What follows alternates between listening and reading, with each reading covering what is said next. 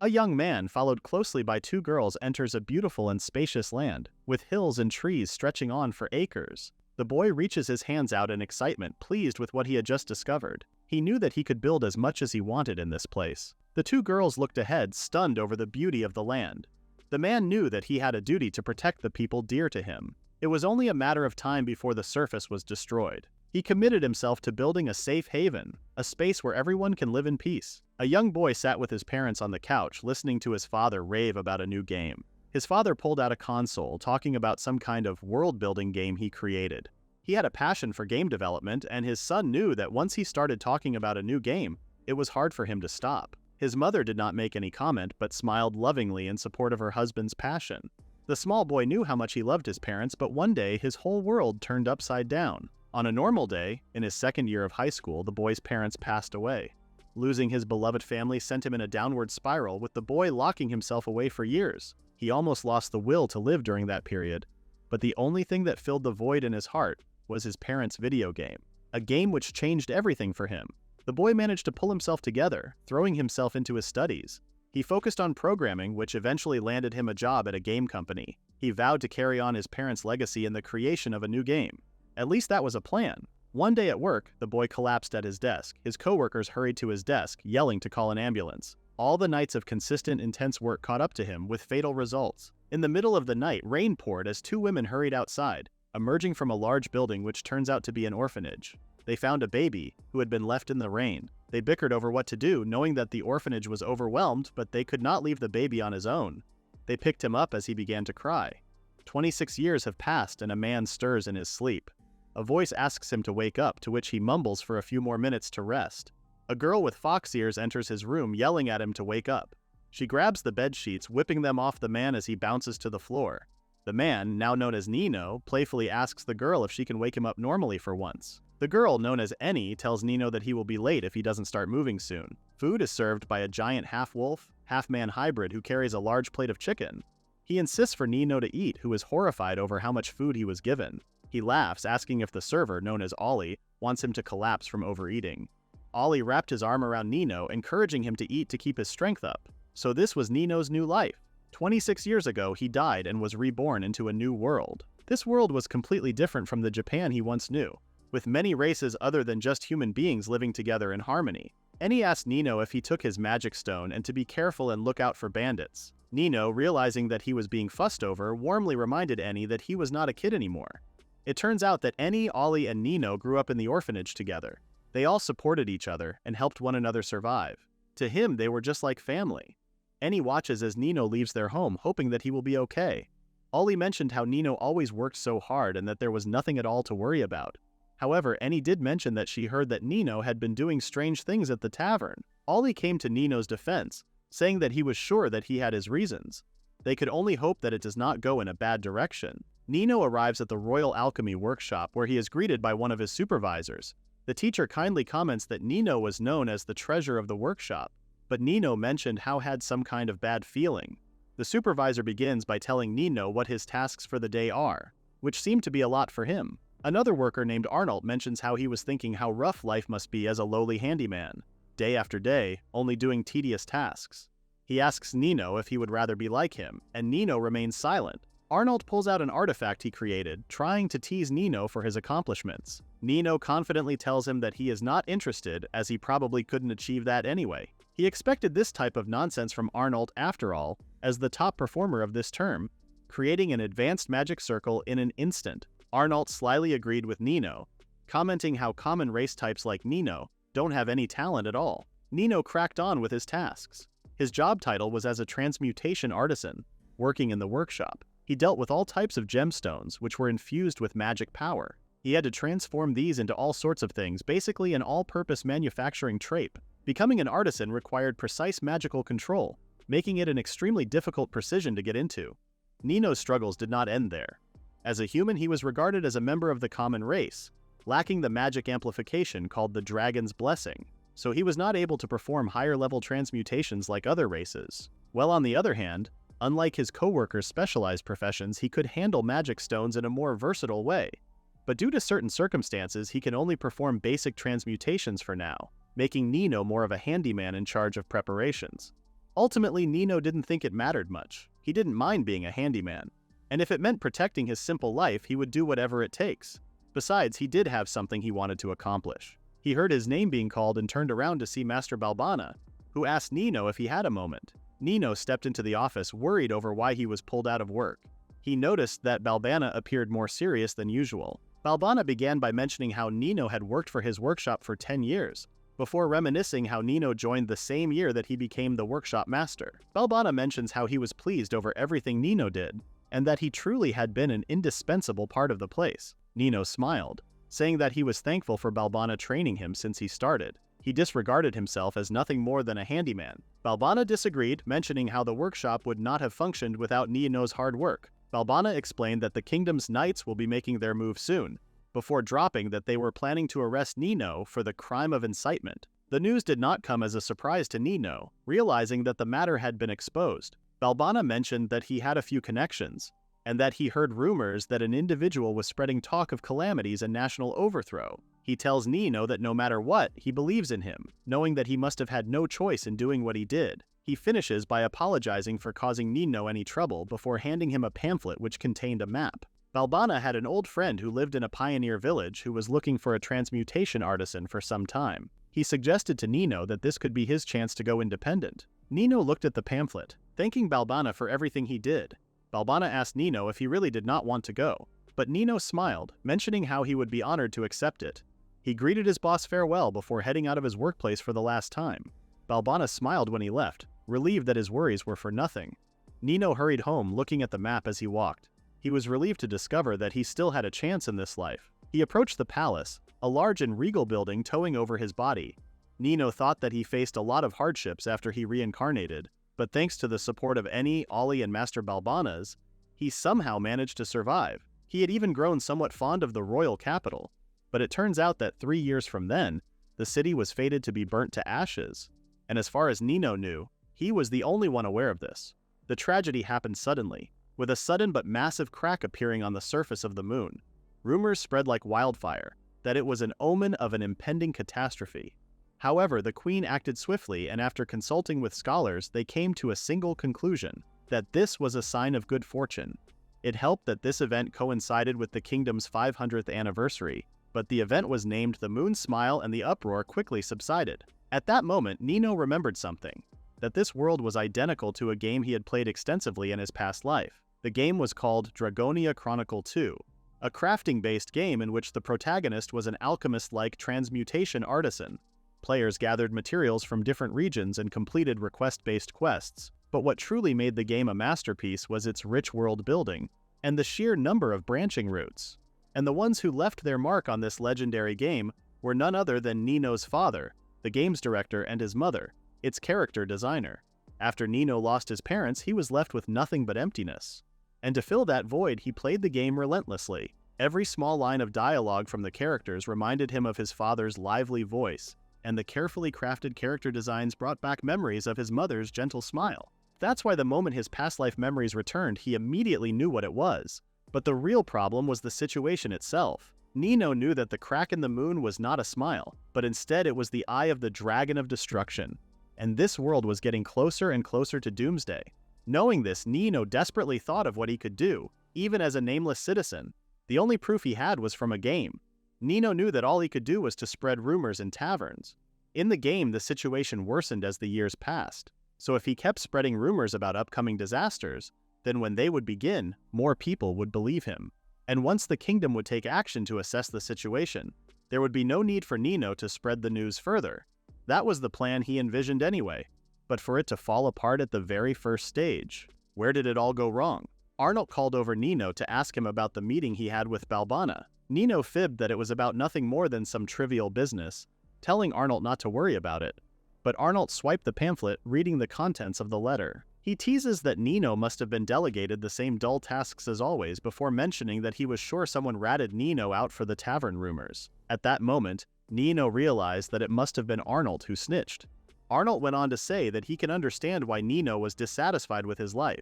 Nino called Arnold out for his childish game of rumors, but Arnold went on to dig more information out of Nino, asking if he was made to transfer somewhere remote.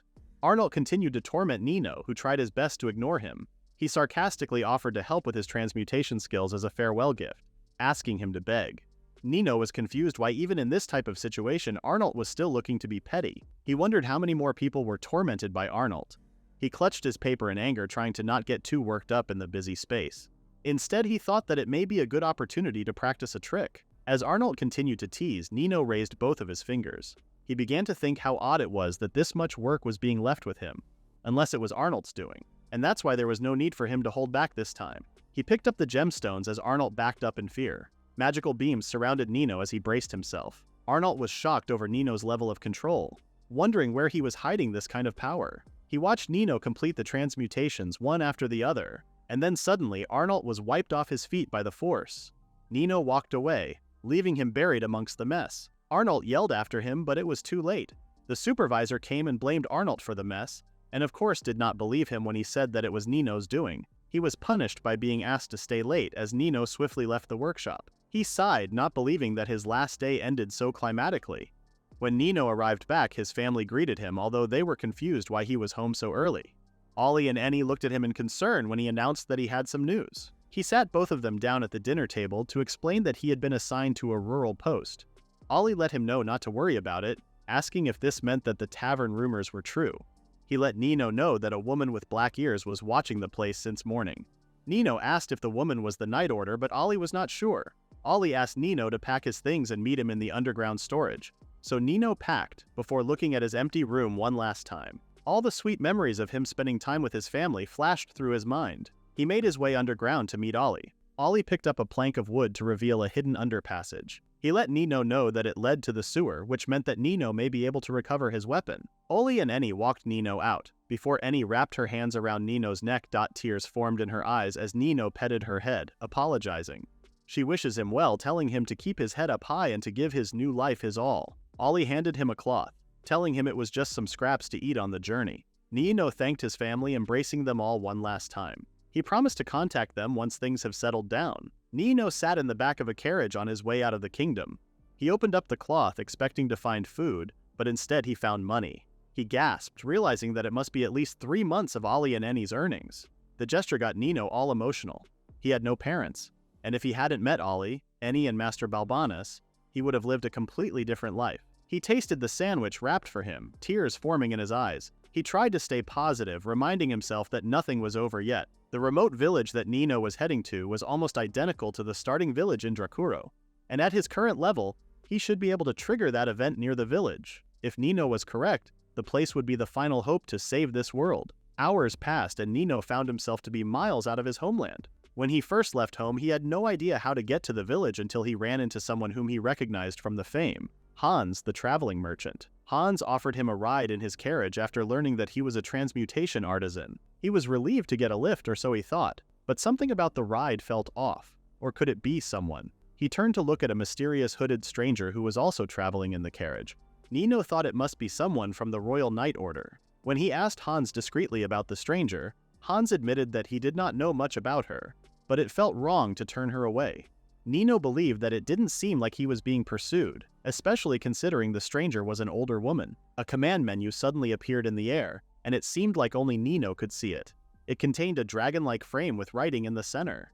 The menu was floating in Nino's vision, and it was the biggest clue that convinced him that this world was from Dracuro. The more the scales on the tilted, the closer they were to the end of the world. If the balance collapses, then the world will fall apart in an instant. Before Nino left the village, the scales were right on the edge of apocalypse, a sign that meant his choices were crucial in an effort to prevent it. He knew that he needed to stay sharp. He looked at the menu, knowing that he needed to check the other commands. He read the script, knowing that by registering a recipe from an item he had crafted before, he would be able to transmute materials into them. The only reason that Nino could rapidly transmute the massive amount of materials Arnold dumped on him was thanks to this recipe transmutation function. He checked out the next step. The items section meant that Nino could also store a large number of weapons and tools in an extra-dimensional space. He checked the current inventory. The menu also had the option to display the world's map, with unexplored areas remaining hidden until Nino had discovered them. Moving on to the final section, which allowed him to check the status of his recruited members. He also could manage their equipment, upgrade stats, and adjust front-line-backline formations. Well, for now, the only name on Nino's party list was his own. At this point, the stranger finally spoke up. She asked how long they had until they arrived. Hans responded that they only had 3 hours or so left, before asking the stranger if anything was wrong. The ominous stranger replied that her child was about to be born soon. Both Hans and Nino were shocked by what the stranger said, realizing that she must be in active labor. Hans stopped the carriage and Nino began by cleaning the space. He kindly let the stranger know that he can help with anything. At this point, Nino was confused. The stranger did not appear stressed or panicked like any woman would entering labor. She finally took her cloak off, revealing herself to be a cute girl with a swollen belly, of course, but Nino instantly recognized her as one from the demon race, with distinctive ears and a tail. And it turns out that her belly was not a belly at all, instead it was a monster egg. Nino was shocked by the size of it, and he also knew that despite the girl's calmness, the situation was not good at all. The monsters in this world only exist in dangerous zones known as magic energy pools.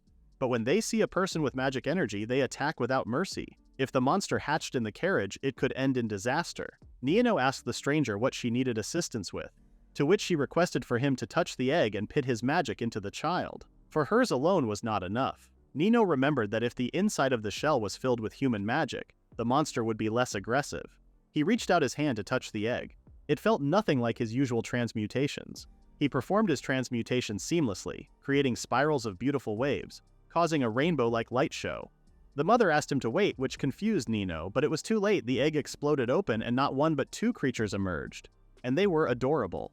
They rushed over to Nino, instantly binding with him.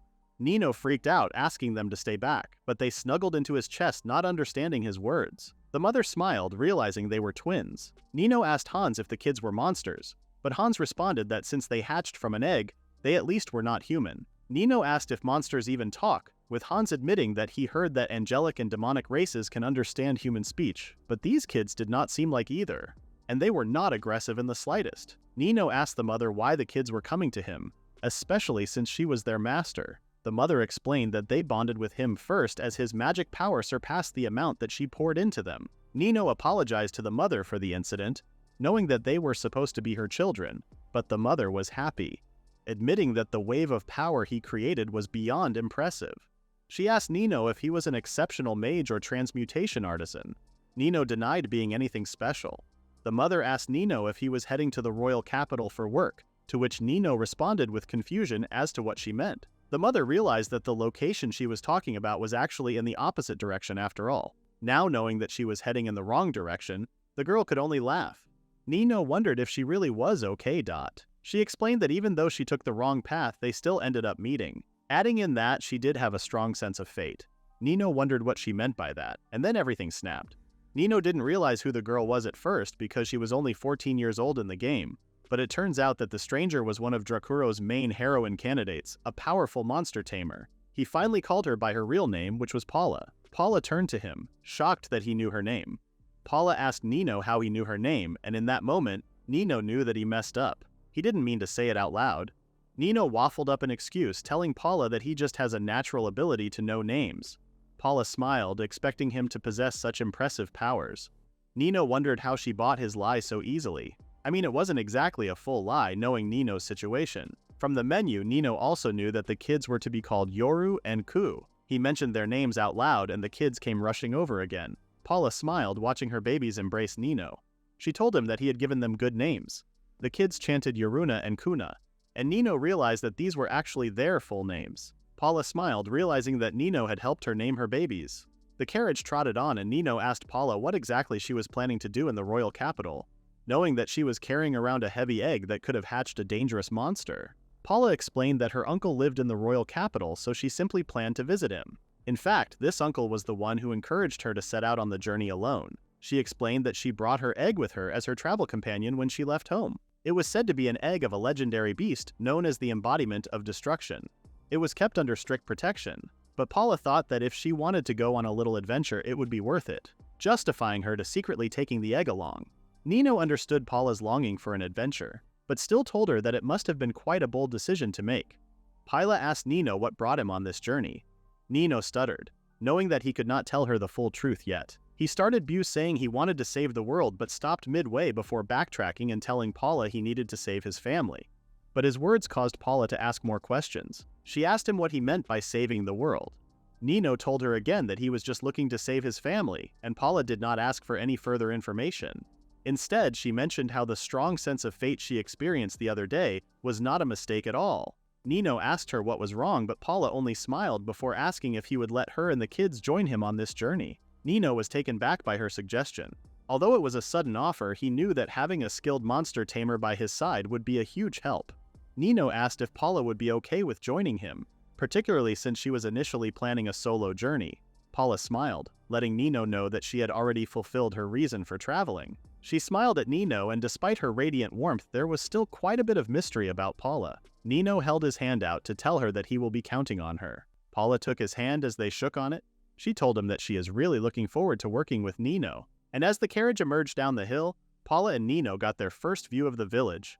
Nino suddenly got a wave of nostalgia, causing Paula to ask if he had been before. Memories flashed across Nino's mind, including certain faces and conversation. His understanding of the village was almost dreamlike. He knew that there were so many people in the village who he crossed paths with, and he hoped that this trip would mean that he can meet them again. The carriage entered through the village gate, and Paula commented on how the place must be precious to Nino, to which he agreed. They finally arrived within the populated village to see its inhabitants. Most of them sat slumped on the streets, some completely unconscious. Nino and Paula explored the area, firstly by walking through the woods. They stumbled across a river which was completely dried up. The little water that was left was dark and dirty. A strange man appeared who knew Nino's name straight away. The man commented on how Balbana told him about Nino before asking to speak with him. It turns out that the man was Dirk, the village chief. And it turned out that the village relied entirely on the river for water. The drought started suddenly at the beginning of the year, which Nino knew was the same as in the bad ending route. In the first year after the Dragon of Destruction awakened, the most noticeable anomaly was related to water. Rapid pollution, decay, and drought occurred, and these events eventually led to widespread famine. In Drakuro 2, whenever a village's problems were solved, the Great Scale would return to balance. But if left unchecked, the world's destruction would accelerate. There must be some connection between the village's condition and the world's equilibrium in this world too. Back at their guest house, Nino told Paula that there was something he must do. It was not long until Nino passed out from exhaustion after a long day traveling. He stirred in his sleep, wondering why it felt so warm. He woke up to find his head resting on Paula's thighs, causing him to shoot up out of embarrassment. He apologized to Paula, but she was okay with it. Did he really rest on Paula's lap the whole time? He must have fallen asleep without realizing. Nino's mind flashed to everything he must do. The situation was much more serious than he thought, and there were still people he had not met yet. The tavern keeper arrived with a fresh bowl of porridge. She asked Nino if he slept well. The tavern keeper, named Ute-san, mentioned how she heard a lot about Nino from her little brother, who told him that the journey was rough. Nino suddenly realized that Ute-san was Han's sister. Two men appeared, holding plates of food. They bickered, with one calling the other a drunk. Nino knew their names too, which were Eugen and Heimo. A memory of the old men, as young boys, flashed across Nino's mind, and he gasped as he realized how much time had passed. Ute-san apologized for all the noise, before turning to the crowd, asking how they had so much food considering that the recent harvest was disappointing. Ute-san mentioned how it was the first time that a transmutation artisan had ever visited, so everyone could not help but get their hopes up. The villagers surrounded Nino as he was presented with a beautiful and generous spread of food. Paula caught Nino's eye as they smiled at one another. Nino was glad that the warm and welcoming atmosphere was still the same, but that's exactly why he couldn't let things stay this way. If he left things as they are, this village would eventually be doomed. Nino knew that in order to save the village, he just needed to reach a certain place, but he did not know where exactly that place was. He sighed in frustration. Paula mentioned how she felt the urge to talk more with everyone in the village, and Nino mentioned how she meant Hans, and maybe also the village chief. And Nino knew exactly what he needed to do. He needed to speak with the village chief. Nino asked Paula to accompany him to the chief's office. In Drakuro 2, the key event that led to discovering the location was with the chief. Nino burst into his office, announcing that he needed to ask him something, and that is what eventually led Nino and Paula to the dungeon, a desolate location amongst the forest. Nino and Paula wandered in through the entrance, with Nino telling Paula that she must stay alert, as monsters could appear at any moment. As they explored the dungeons, Paula was amazed by the view. The tunnels stretched on for miles, constructed by gemstones. Nino recognized the place as the Dragon Orb Palace. The Dragon Orb Palace was Drakura 2's hardest hidden dungeon. It was a massive labyrinth that goes beyond 100 floors underground. Monstrous creatures roam in the halls, but in return you can get tons of high-quality materials. This labyrinth will be the key to saving the village. Paula asked Nino if he had a plan, to which he agreed. He was glad that the conditions for it appearing were the same as the game. Just as he thought, it was triggered by hearing the village chief talk about a strange hole deep in the village. He already prepared everything necessary before the exploration, so didn't think that there should be any problems. Well, there did turn out to be one problem. Paula and Nino were joined by a young girl, who was impressed by the sparkling stones which made up the tunnels. The girl urged Nino to hurry to explore the tunnels even more. Paula laughed, telling the girl not to get too carried away, since they were only there to investigate. The girl, called Mia, explained that she was so excited to be in the dungeons, especially since she had not seen anything like it before. She looked down, admitting that the thought of monsters, however, may be a little scary. She understood that she couldn't let her guard down yet. Mia encouraged everyone to keep moving, despite all of them not knowing what awaits them. The kids were equally as excited. Nino slapped his hand into his head, unsure how he got himself into this predicament. A few hours ago, there was discussion over needing a guide to help the newcomers understand the village. Yute's daughter Mia jumped at the opportunity, encouraging Paula and Nino to leave everything with her. She was a lively little girl, always chatting. In the video game, she worked as a shopkeeper, which was really fitting considering her personality. Nino knew that Mia could help to guide him and Paula, as she knew the village well, but that also came with a few issues. But Mia was pleased to be asked and to be involved in her new friend's journey. She explained that there was no work at the shop after all, with her day only consisting of her lighting fires. Nino asked if Mia got bored with so little to do. Paula noticed how long they had been walking and asked if they should be arriving soon. Mia agreed as the five approached a huge hole in one of the walls. It was something that no one had ever seen before. Nino noticed that he also got a wave of nostalgia interacting with Mia. The feeling made him want to chat with Mia for a little longer. But he knew that the journey was about to become dangerous, so it would be best to leave her soon. He explained that they were approaching what seemed to be the underground labyrinth, so this should be where they part ways. He let Mia know the only reason why he wanted her to head back was because it could be dangerous. So Nino, Paula, and her kids continued on their own. Or so they thought. Mia snuck her way through the dungeons, following the group despite being told not to. Nino heard her from behind and told her to leave, but Mia burst into tears. She explained that she just couldn't leave them alone. Nino smiled at the girl. A few moments later, Mia was back to her ordinary self. She found a stone on the floor and asked Nino if it could be used as material for something. Despite not knowing what she was talking about, she kept trying to be helpful, collecting items and stepping in to help. Nino explained that there wasn't anything valuable in the tunnels and it was nothing more than junk. Mia announced that she was going to explore deeper into the tunnels to find something of value. Nino called her back, but it was too late. Mia slipped and fell. Nino started to wonder if it was a good idea to bring Mia along after all. In the video game, Mia wasn't even in combat. She never followed you along. In fact, she was nothing more than a mere village girl, let alone prepared to enter a dungeon. Nino held out his hand to help Mia up, asking if she could stand. And then, he suddenly got the sense that something was nearby. One of the kids yelled that there was an intruder. A strange blob appeared out of nowhere and the group were horrified. No one had a clue what the creature was, apart from Nino, who remembered that in the game these guys usually appeared as weak enemies, but for a first battle they were a perfect match. The blob's cute face suddenly transformed to an evil grin, which took the group by surprise. Paula's kids clinged onto her in fear before the blob dramatically exploded. Mia freaked out, imagining that she was going to die.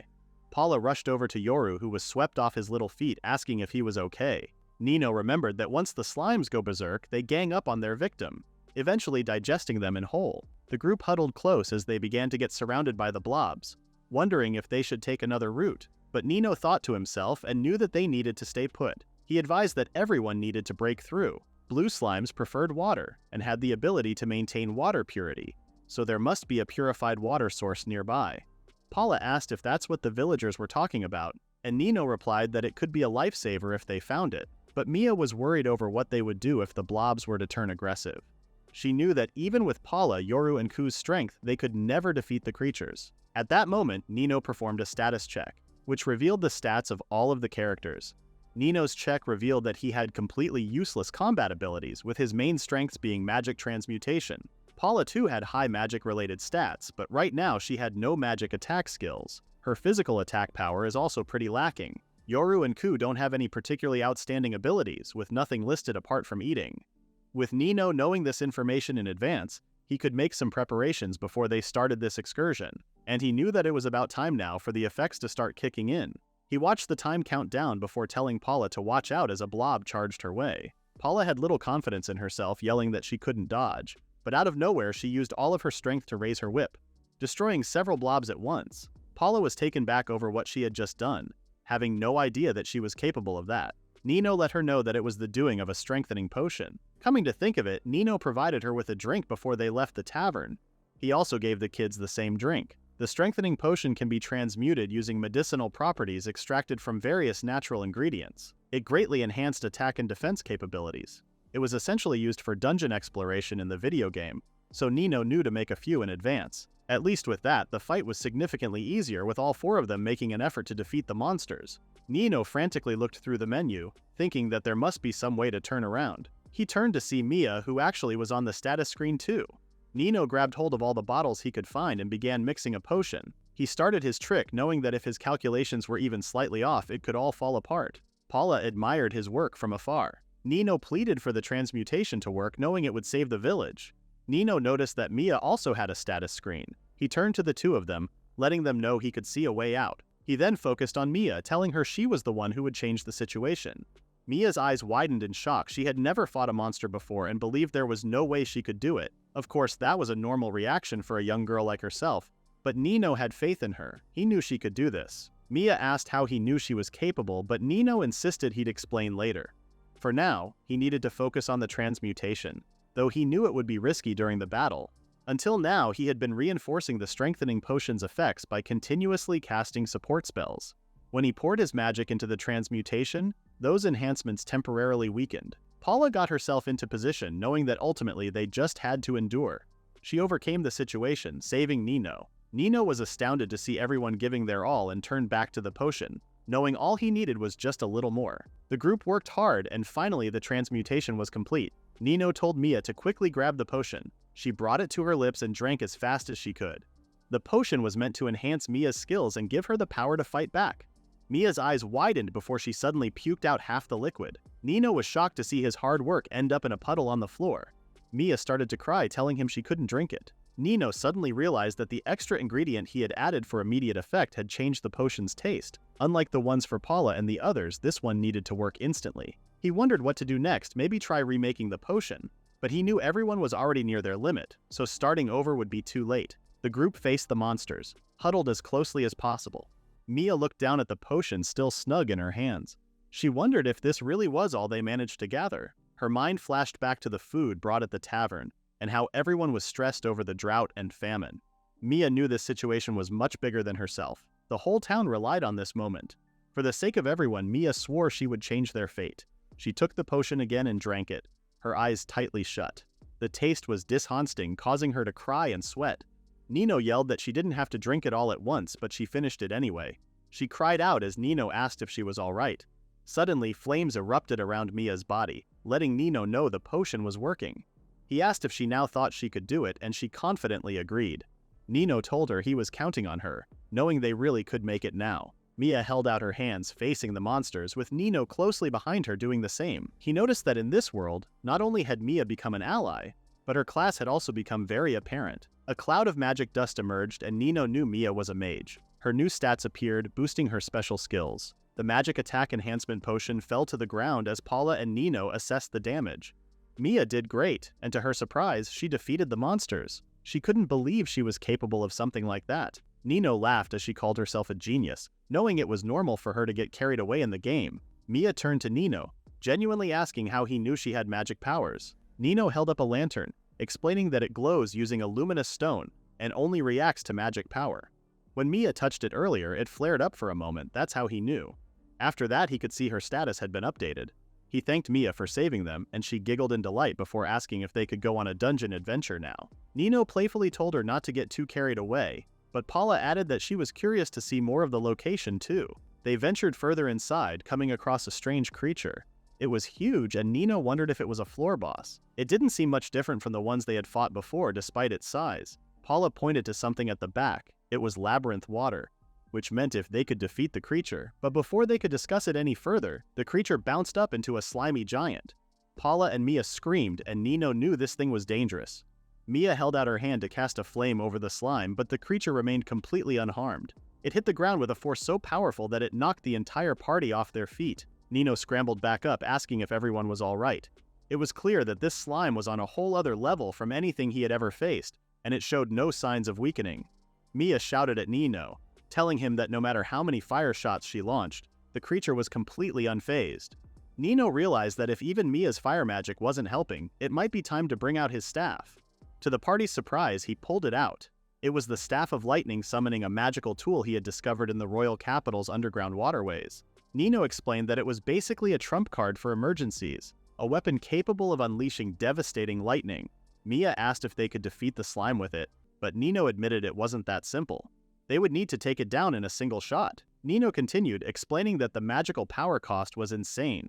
Once the staff was fired, it would take a long time to recharge, so unless they were confident the slime could be defeated in one hit, they couldn't afford to risk it. He came up with a plan: strike the creature at a weak point they would need to create themselves.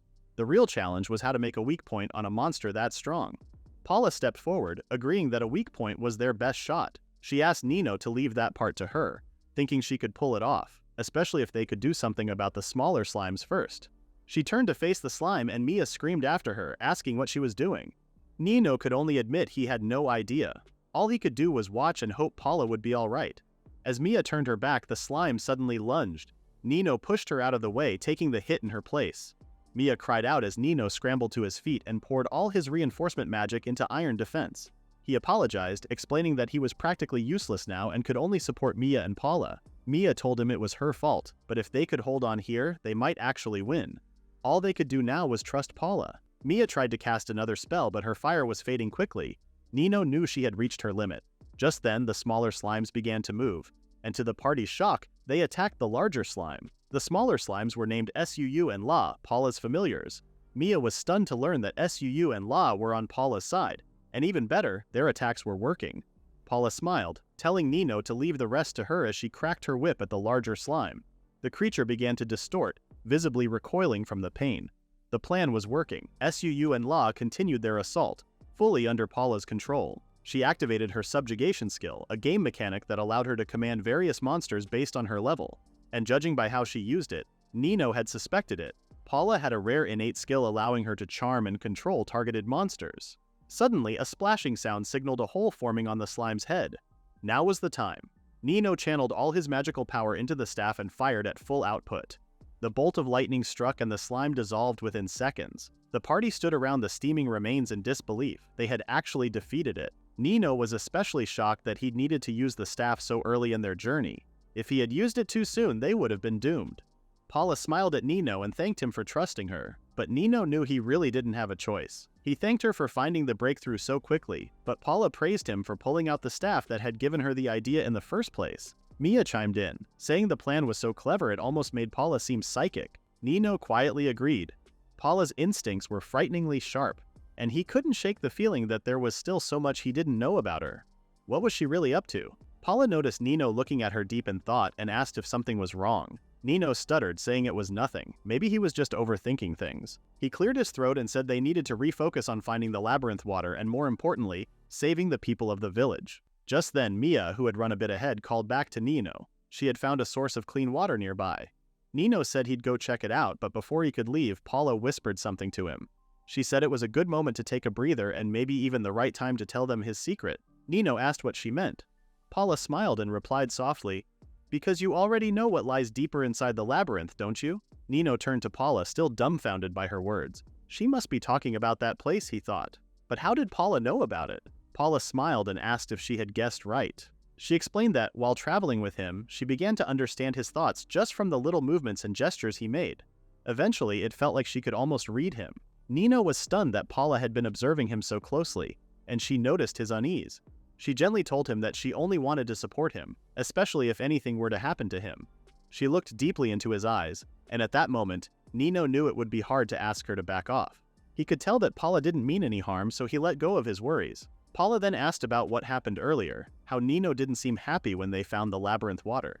Nino wondered if his feelings were really that obvious. Paula continued, saying it looked like he was hesitating about something. That was why she brought it up. Nino admitted that he wasn't trying to hide anything, he was just unsure. That's all it was. Paula accepted his answer but noted it might be hard to explain to Mia. Nino agreed. They turned to look for Mia, but she had disappeared. It looked like she had headed toward the water, so Nino and Paula hurried to catch up. When they arrived, the area looked like an oasis, with crystal clear water flowing through the rocks. Nino figured that since the boss was defeated, The slimes probably weren't interested in attacking anymore. They remained still, surrounding the water, seemingly indifferent. Mia scooped some water into her hands, ready to enjoy its freshness. But Nino warned her to wait. They needed to test if it was safe. But Mia couldn't help herself and drank a mouthful. Nino cringed, though he remembered that slimes had purification abilities, so it should be fine. Mia said it had been ages since she had water that good, and now everyone in the village could be saved too. She was especially excited to bring some back for her mother. But when she turned around and saw Nino's expression, she immediately sensed something was wrong. Nino explained that the labyrinth water alone wasn't enough to save the villagers. Mia's face dropped instantly. She asked why. Wasn't clean water supposed to fix the issue?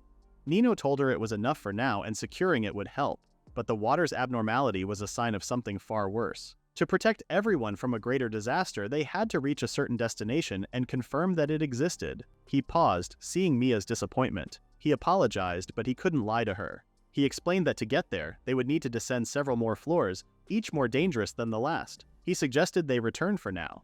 But Mia was determined. She told Nino that if they needed to go deeper, then they should start moving. Nino hesitated again, suggesting it might still be better to go back.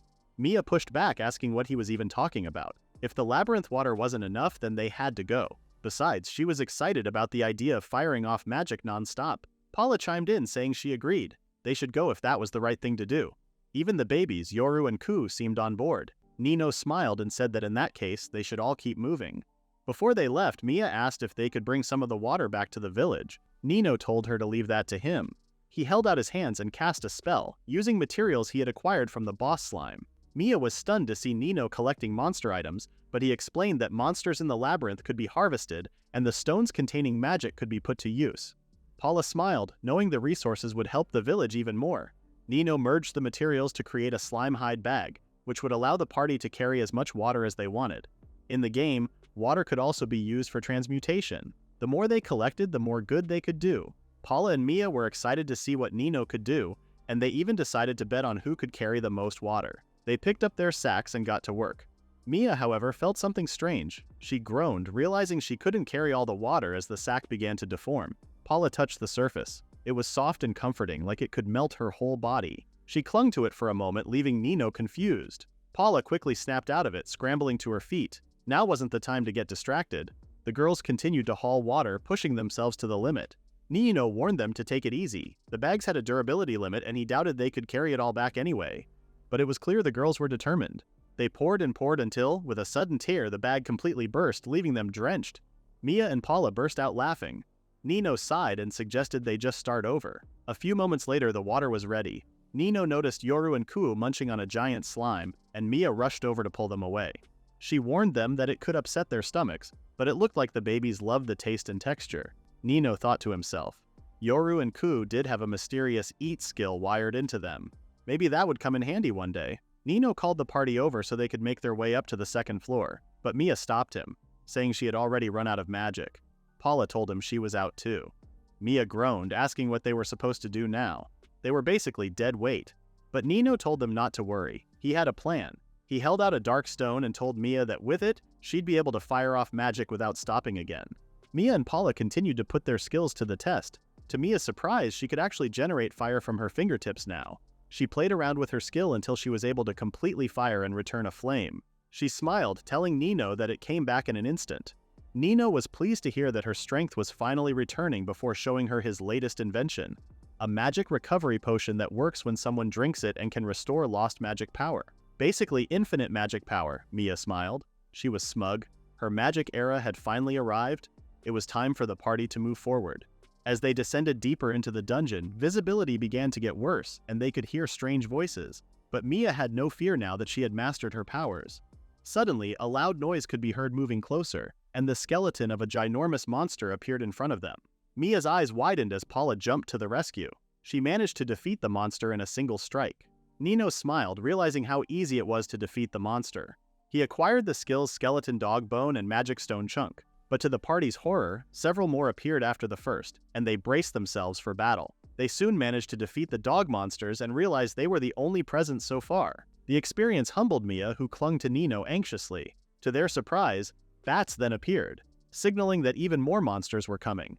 Nino knew he needed to take action before the real signal arrived. He performed a transmutation and handed Mia some beans. Paula pointed to a massive bat monster, the boss, ready to strike. The bats released their signal, a brutal screech that pierced the party's ears. The sonic wave was even worse than they had imagined. They could hardly stand. The ringing bats were monsters with the power of a horrific sound wave, capable of stopping anyone in their tracks. Nino knew they needed to focus if they had any chance of winning. He told the party to take the slime and shove it deep into their ears to soften the sound. It seemed to work. Nino explained that the slime acted as earplugs, its elasticity molding to the shape of their ears. He knew it was time to fight back, since the bats' attack and defense power were quite low without their screeching ability. They fought, and in no time the boss bat was taken down. More materials were gained in the process. Mia complained that she was very done with the slime, reaching into her ears to pull the mess out. Nino instructed the girls to keep moving down to the next floor once they were ready. Out of nowhere, a strange item made its way to Nino, a suspicious stone. Nino had no idea what it was or what it could do. He thought maybe he should try an analysis on the stone. Mia held her nose, complaining that the stone had a strange smell too. They looked out into the distance and noticed the rocks had accumulated into mountain-like heaps. Paula asked if it could be stalactites, but it suddenly clicked for Nino. It was bat droppings, mountains and mountains of it. The party shrieked and ran as far away from the place as possible. They didn't need to be told twice. But Nino suddenly stopped in his tracks. He had an idea. To go and collect all of the guano. Mia looked like she'd seen a ghost after hearing the suggestion. Nino made his way to pick up the poop, to Paula's horror. Mia asked what they were even going to do with all the waste. Nino explained that he had a feeling the guano could be useful to them, but he wasn't sure how yet. He explained that an item's rarity level shows up when you collect a material. The higher the value, the more useful it is to the village. That was why this poop was definitely going to be useful. Mia admitted that she still didn't know what Sensei was thinking and asked Paula if she felt the same. Paula admitted that she thought maybe the stuff they were collecting had some kind of significance. Mia smiled, telling Paula it seemed like she really believed in Sensei. Paula smiled, saying she did without hesitation. Mia asked if there was any reason she trusted him that much. The party began to move again, and Paula noticed how different each level of the dungeon was. Nino agreed, admitting he had no idea what to expect as they descended. Suddenly, Mia spotted something strange. A monster trap? Where was it coming from? The slimy liquid shifted toward the party, engulfing them in its body. Mia shrieked, screaming that she couldn't stop it. "What's happening to Mia?" Nino cried as Mia was engulfed by the slime. Was it a status ailment attack from a monster? But there had been no warning signs at all. If that was the case, Nino knew then. He called out to Mia, telling her he had figured it out. The slime was actually a new spell, a water bubble spell. In the dungeon, fighting monsters lets you absorb magic energy and grow stronger. Thanks to that, you can even learn new spells. Mia was stunned that this was even possible, realizing just how amazing the dungeon truly was. Then she noticed that the bubbles didn't hurt at all. In fact, they felt almost fragile under her fingertips. Nino corrected her, though they seemed weak, the bubbles were actually incredibly powerful. The party arrived at the third floor and quickly realized this level was full of holes. Paula cringed, knowing that something was definitely going to pop out of them.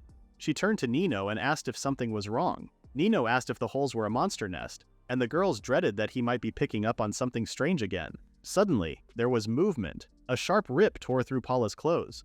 Nino warned the party to be careful as he realized they were being attacked from all angles.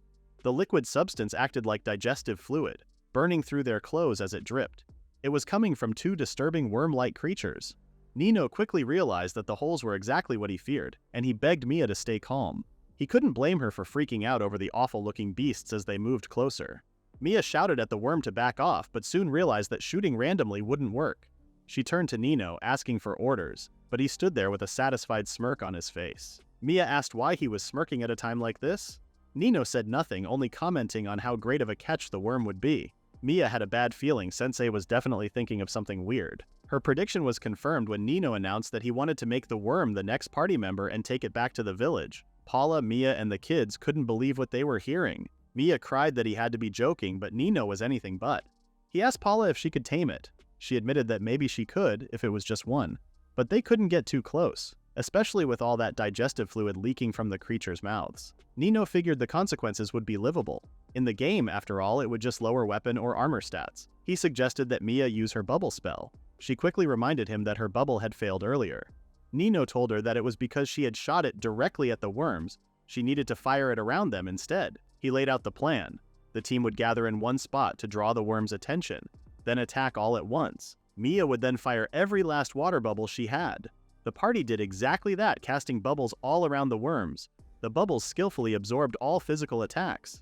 Nino told them that as long as they kept these barriers up, the worms, whose only weapon was their digestive fluid, would start to panic once they realized it wasn't working, and then they would flee back to their nests. Once their backs were turned, that's when they would strike. Minutes later, the plan had worked perfectly. Mia couldn't believe it, especially considering the size of the worms. She sighed, realizing that it was her power that had saved the village, but Nino corrected her. It would be her power that saved the world. Mia looked at her hands, unable to fully grasp the importance of her abilities. Meanwhile, Paula had managed to tame one of the worms, which was actually quite cute now that it was calm. She decided to call him Mikan. Mia and Nino looked at her like she was insane. The party arrived at the 4th floor, which was a dense jungle terrain. Fairies flew around their heads to Mia's delight. Paula explained that fairies were friendly monsters, mainly social and curious by nature.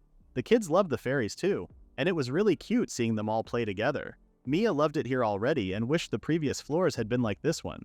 But Nino quickly reminded her that there was a boss battle coming up, much to her disappointment. Mia sobbed as she apologized to the fairies. Nino ushered the group onward. They needed to get a few steps ahead. Mia and Paula could only speculate what kind of place was waiting for them as they wandered through several enchanting spaces. It was only when they reached a wide open plain that they realized they had reached the outside, or at least it looked like it. Nino told them this was the floor of the labyrinth that would save everyone from the end of the world. It was their final hope. Nino explained that this place was going to become a vital base to protect everyone from the disaster. He looked out, admiring the mountainous plains. But Mia had no idea what Nino meant. Nino pointed out the abundant nature of the area, with trees and greenery stretching for miles. Not to mention the sunstone light pouring down in the vast open space. With this place, he began, fields, workshops, even homes can be built. Nino was eager to create a settlement where they could all live in peace. He wanted to build a brand new village. Mia's eyes widened, as did Paula's. She asked if he was really planning to build an entire underground village, unsure if it was even possible. Nino told her it really was. They had 3 years left until the surface was destroyed. If Nino used his power, and with the existence of this labyrinth, they should be able to pull it off. Paula couldn't believe the plan, but this was something Nino had wished for all along. He had faith in his idea and thought back to his family. He wondered about the day they could finally return to the capital. The party made their way up the stairs, excited but overwhelmed by the plan. Mia asked if Nino really meant a whole village. She was surprised, but she knew if it was Nino behind it, then it could definitely work. Nino smiled, asking if she truly believed that. Mia smirked and looked at Paula, who was looking completely love-struck. Mia told Nino she had been wondering why Paula was acting strange, and Nino smiled, noticing it too. He turned to her and asked if he had said anything odd. Paula told him he hadn't, but her behavior only became stranger when she dropped to one knee, calling Nino, "my lord." Nino was taken aback by her sudden shift in behavior, but Paula explained that she was simply deeply moved by his grand plan. Paula explained that she had resolved to dedicate her entire self to Nino, which was why from now on, she would address him with even more respect. Nino choked up at her words, asking her to wait. He told her he appreciated what she said, but addressing him like that was way too much. Paula's face fell, asking if he really didn't like it. Nino paused, then said he preferred how Paula used to address him. Paula smiled, returning to calling him "my dear." She giggled, admitting she might have gotten a little ahead of herself. Nino asked what she meant, but Mia told him it was entirely his fault. Mia said he got way too passionate talking about his big dream, and Nino must have unintentionally indoctrinated Paula. Nino asked what she meant when she said Paula was completely devoted to him, and Mia smirked. He looked at Paula, still confused over what she was thinking. He remembered his mission to go out there and find the path that truly belongs to him. Time passed, and the party finally exited the dungeon. It was completely dark by the time they got out, and they realized how much time had passed. Nino looked at the moon, which was still cracked. He wondered if the family he left behind in the royal capital was safe. He was also worried about the night order that was after him. If they discovered Nino was here, he could be in big trouble. The party walked into the forest, and Nino suddenly heard a noise. Before they could defend themselves, it was too late. A group of men darted toward them with sticks. Nino knew this was bad, wondering if they were pursuers. He couldn't let them catch him here. Paula fought back, raising her hands and telling the men to back off. It wasn't long before their legs were wrapped in sticky silk, expelled by the worm.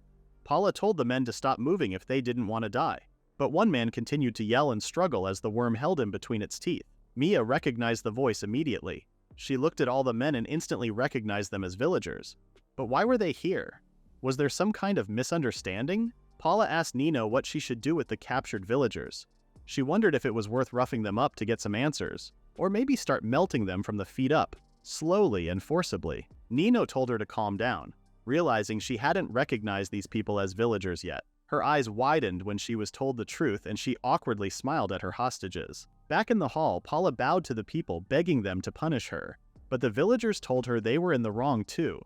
They pleaded for Paula to cheer up as she was sobbing uncontrollably. She must have felt guilty for what happened earlier because she insisted she couldn't forgive herself. She held her whip, telling everyone she would just take matters into her own hands. But Nino told her to stop, saying she was only interrupting the conversation. Paula did as she was told while everyone chuckled over how odd she was. In the end, the blame was placed on Mia, who giggled awkwardly. Her mother was furious that she was out so late, but Nino stepped in to defend her. The villagers explained that Mia didn't return, so they went out looking for her. Someone said she had gone to the river with Nino and Paula, so they all went to search for her. But when they saw the monsters, they thought they had been attacked and acted out of panic. The villagers apologized, though their reaction was understandable. Nino announced that the hole they came out of was a magic energy pool, and his words shocked the entire room. The villagers asked if this meant there was a den of monsters under the village. They erupted into panic until the chief called for calm.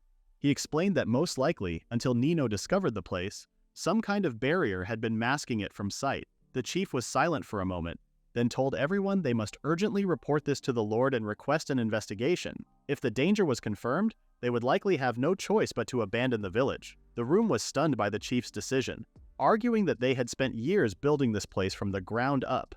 They were terrified this meant the village was truly doomed. Nino knew this was bad. Even in Drakiro 2, the state of the village was deeply tied to the balance of the world. Solving the village's problems and increasing its happiness was the best way to slow down the end. In other words, if they lost the village now, there was a huge chance the calamity heading their way would strike all at once. And if that happened, everyone was doomed, including his family. Nino called for everyone to relax. He knew he needed to tell them the truth.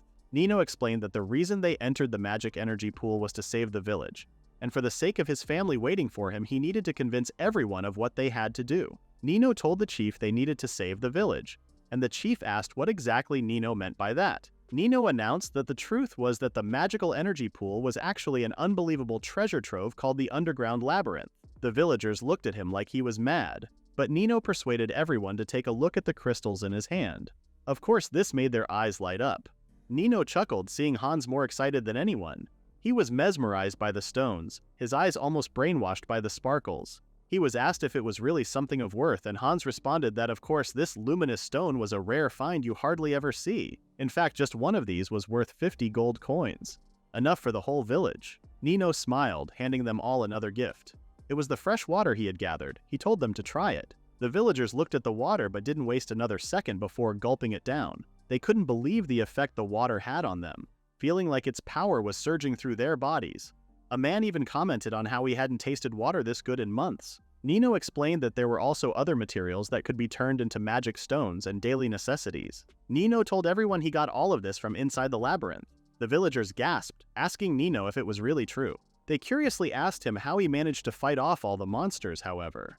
They looked at Nino, a scrawny guy like him mowing down monsters? Nino chuckled, gesturing to Mia and Paula. He told them he of course had some help in the matter. The men knew that the monsters Paula controlled were strong, but of course Nino didn't have them with him from the start. So how did he manage before that? Nino turned around to look at Mia, announcing that she was an exceptionally talented mage. Suddenly the villagers burst out laughing. They knew Mia had magic power, but she was just the kind of mage who could barely light a fire. Nino turned to Mia and told her to show them. Mia shot Nino a glance before announcing that she had already become a whole new person. The villagers looked at her in confusion. Mia declared that she could now one-shot any monster in seconds because she was a great mage now. She held her hand out, wondering whether it was dramatic enough. Nino urged her to just do it already as the villagers expressed even more doubt. But suddenly Mia whipped up a storm single-handedly, silencing the crowd of people. They looked at her, completely stunned that she had managed to do that. Mia looked at them, surprised to see hardly any reaction, so she began again, this time filling the entire hall with smoke and fire. Nino told Mia that was enough, worried that the house would be destroyed. So Mia held back only to be scolded. Mia looked super guilty, but of course people had questions about how she got this strong. Nino explained that Mia got stronger thanks to the power of transmutation. People couldn't believe how beneficial the power of transmutation was if that was the case. Nino explained that with his power, they would be able to fight monsters and challenge the labyrinth.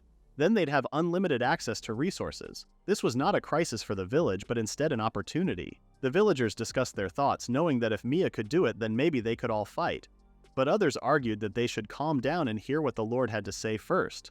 Some argued back that if the Lord found out, he would just slap them with heavy taxes. They turned to the chief instead, asking him to let them fight for the village. The chief listened to the cries of the villagers, and when they went silent, he turned to Nino. He announced that he couldn't accept Nino's proposal. The chief explained that ensuring the villagers' safety was his priority, and he couldn't afford to underestimate the threat of the monsters. Nino looked down, hearing the chief's answer. He heard from Oyfin yesterday that the chief's family was once attacked by monsters in the forest near the village. His daughter went missing, and his grandchild was still unconscious from the illness caused back then. It was no wonder, thinking about what the chief went through. But there were things Nino couldn't back down from either. Nino suggested that the chief join them in the labyrinth. He held his hand out. The villagers asked Nino if he was crazy, putting the chief in danger like that. But Mia thought it was a great idea. Of course, she could protect the chief. Nino knew that if he saw it with his own eyes, he would be more likely to agree. Nino continued to tell the chief there was something in the labyrinth he wanted him to see. The chief stood, thinking to himself for a second, which felt like the longest second ever. Eventually, he agreed. The chief was given a bone spear, a weapon made from carved skeleton dog bones designed for fighting monsters. He smiled, asking if he was fighting too. Nino told him, of course, complimenting how great the bone spear looked on him. Mia looked behind, asking Hans why he decided to come too. Hans announced that the luminous stone was calling out to him, and he just had to accompany Nino on the mission. Mia laughed, accusing Hans of forcing his way into this. The party came together to find their first problem. Monsters gathered, ready to attack. Nino called for Paula, who took on the battle. The monsters were wrapped up in no time. Nino then called for the chief, who attacked the monsters with his spear. They were soon defeated. Nino applauded the chief for his skills, which hadn't gone rusty at all. Mia smiled, telling the others that slimes were a breeze. The chief couldn't believe these monsters were defeated so easily. Nino knew, however, that everyone had leveled up anyway compared to last time. With support from those who'd gotten stronger, even battles for the less experienced got easier. This should prove to the chief that the monsters could be defeated. Mia mentioned that she was surprised the monsters were still here, and Nino told her that technically they respawned after some time had passed. He told everyone they should keep pushing forward until they were met with more monsters. They worked hard to defeat the second batch of beasts. Hans smiled, telling them it was quite easy once you got used to it. He was also thrilled to find that the monsters had dropped magic stones. He turned to the chief, telling him they couldn't just abandon a place this profitable. The chief was still hesitant about the matter. Nino turned to the chief to ask him what his impression was of the labyrinth.